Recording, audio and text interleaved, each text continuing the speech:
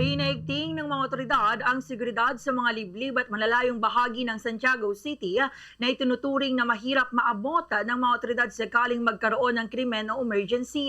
Sa naging panayam ng Bombo Radyo Kawan kay Police Lieutenant Stephen Carandang, Deputy Station Commander ng Police Station 4 ng Santiago City Police Officer SCPO, sa mga sinabi nitong kabilang sa mga napapansin ng kapulisan ang mga insidente ng kriminalidad sa ilang lugar na malayo sa sentro ng lungsod.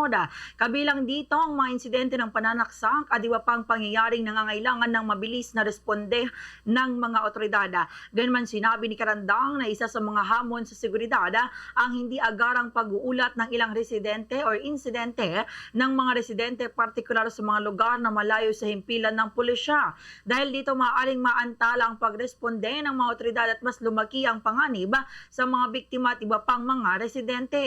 Hinikayat ng opisyal ang publiko na agad iulat sa pulisya ang anumang krimen kay nahinalang kilos sa sitwasyong maaaring magbanta sa seguridad ng komunidad.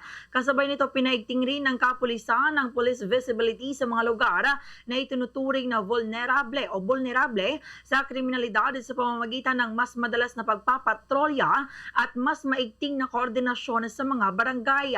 Mahalaga rin umano ang papel ng mga barangay at residente sa maagang pagtukoy at pag-uulat ng mga insidente upang mapanatili ang mabilis na ugnayan sa pagitan ng komunidad at mga otoridad. Ganitong bahagi ng pahayag ni Police Lieutenant Stephen Carandang. Pagpapatrol ng 24 hours, pagkakandak po ng checkpoint, pagkandak din po ng mga offline sita, offline bakal.